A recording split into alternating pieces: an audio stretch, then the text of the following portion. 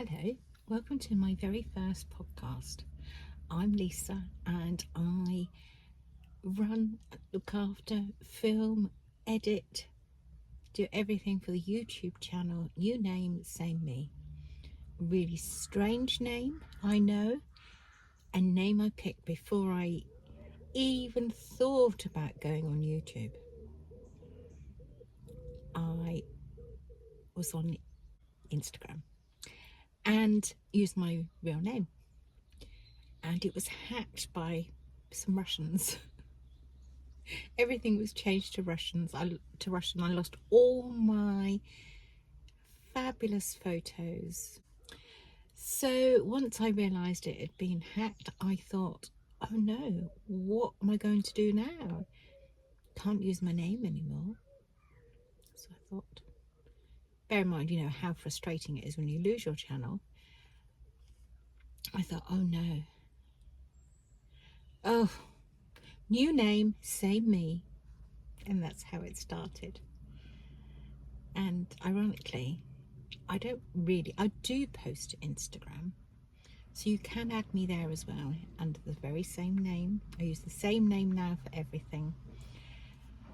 And I'm also on TikTok. I'm on RedNote. And that's probably my main ones at the moment. If you're expecting any high-tech podcast studio for this, well, you're very disappointed, because I'm in my car, no posh fancy studio. I've got my window down because I'm filming in summer and it's extremely hot. My YouTube channel is all about the Norfolk Broads. In fact, I have two channels.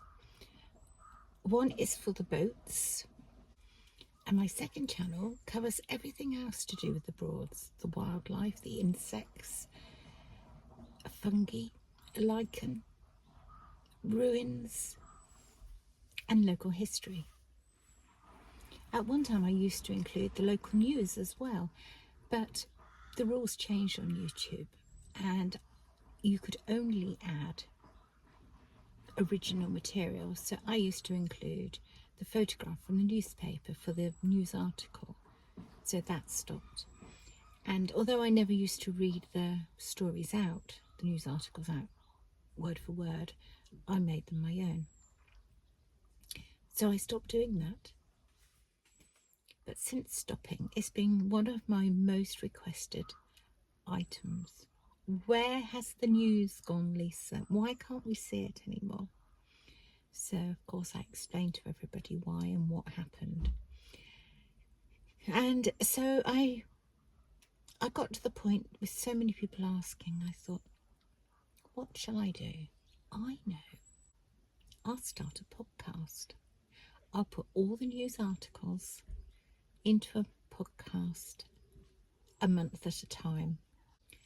And if you knew how far I have to go back to try and get those articles that I've shared to my YouTube Facebook page. New name, same me on Facebook. Add me there. And there I add news articles, local postcards that people post from maybe the 1800s.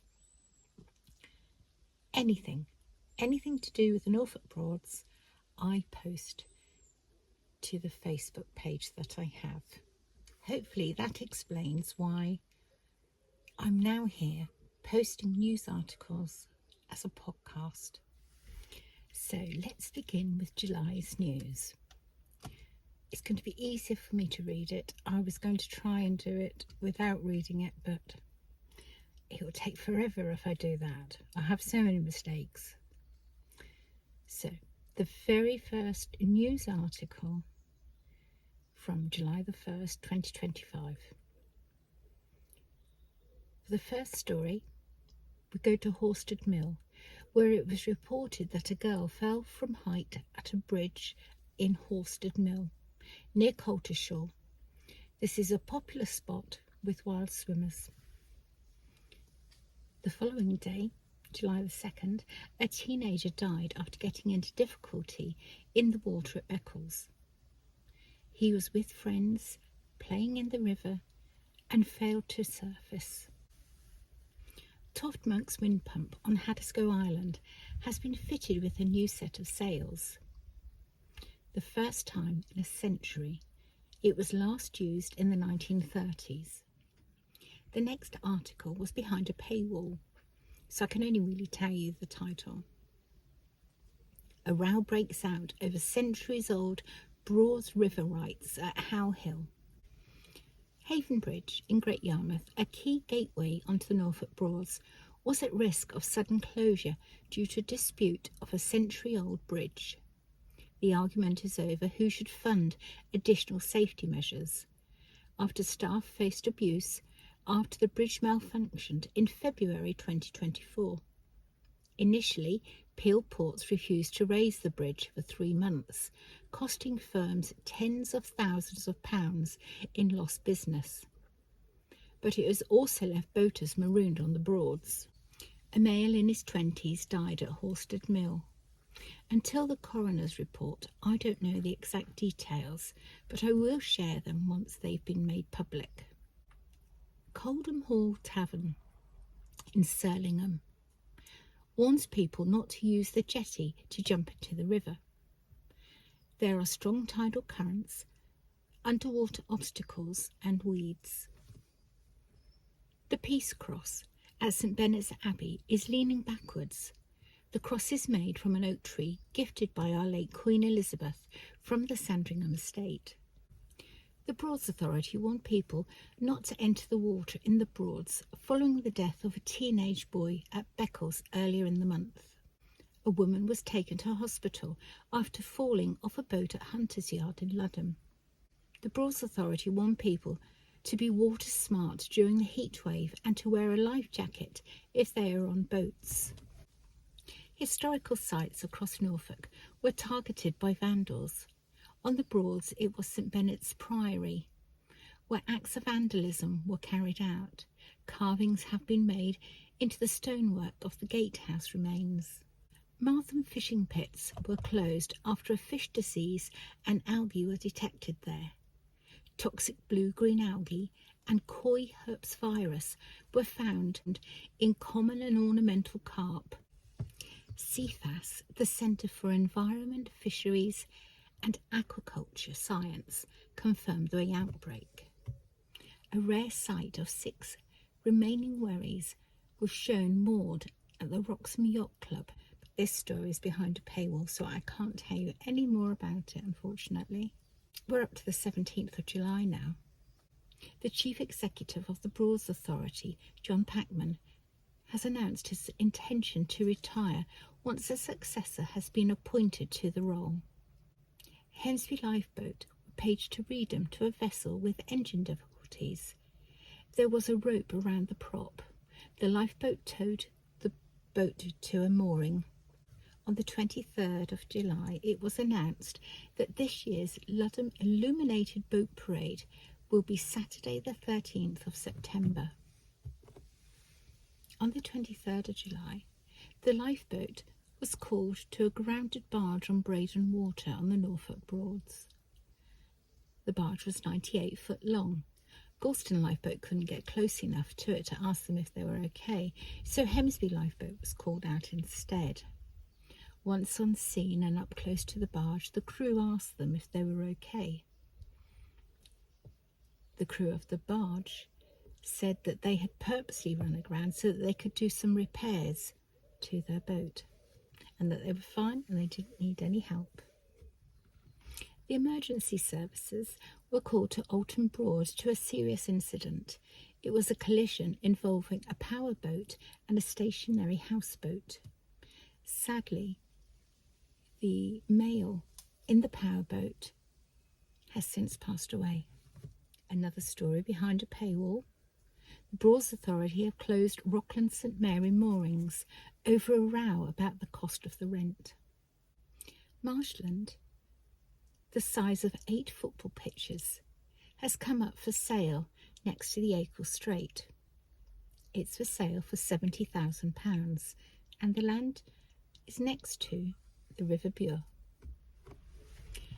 A wooden structure has been built in Potter Heigham to protect a boat at its mooring. It is 3.3 metres tall, but following a decision by a planning inspectorate officer, the structure has to be taken down. Pet owners warned of fleet treatments that are harmful to the Broads wildlife. It was a very long article, but reading between the lines, I believe they're saying please don't let your dogs swim in the rivers if they have flea treatment presently on them. We've made it to August. The former bridge stores is now just a pile of rubble as the site is going to be redeveloped.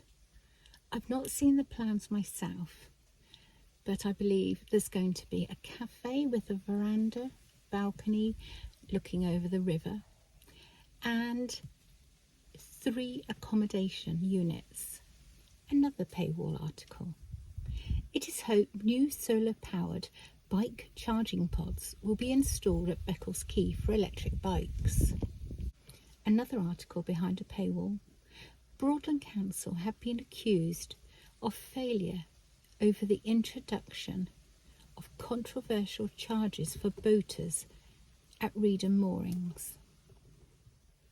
On the 5th of August, high winds caused Braden to temporarily close for hirecraft. A warning of yet another heat wave. It's been a whole summer of heat waves. Every week there's been a heat wave. A warning of yet another heat wave was given out, and people warned to take care during the extreme heat that we are not used to. A 1.3 million boost for a variety of improvements has been announced for the waterways of the Broads.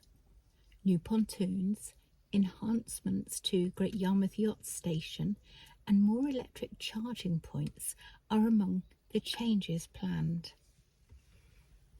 TripAdvisor shared some of the harshest reviews of historic places in Norfolk.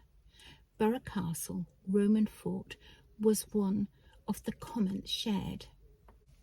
Borough Castle is home to one of the best preserved Roman forts in England. I've been to many castles, 7 in Cornwall alone. Imagine the Great Wall of China, but less great, and not in China, the Wall of Borough. On the 13th, a meteor shower was announced to have 150 shooting stars an hour from midnight until 5 a.m. The Broads Authority have released an invitation to tender for drive system replacement for Ra and Liana boats. Both are electric boats on the River Bure, offering fabulous trips. On the 14th, it was announced that the New Inn pub in Horning was inspected last month and given a 1-star hygiene rating. So this is where I'm currently up to. So this podcast covers 6 weeks worth of news articles. It is work in progress.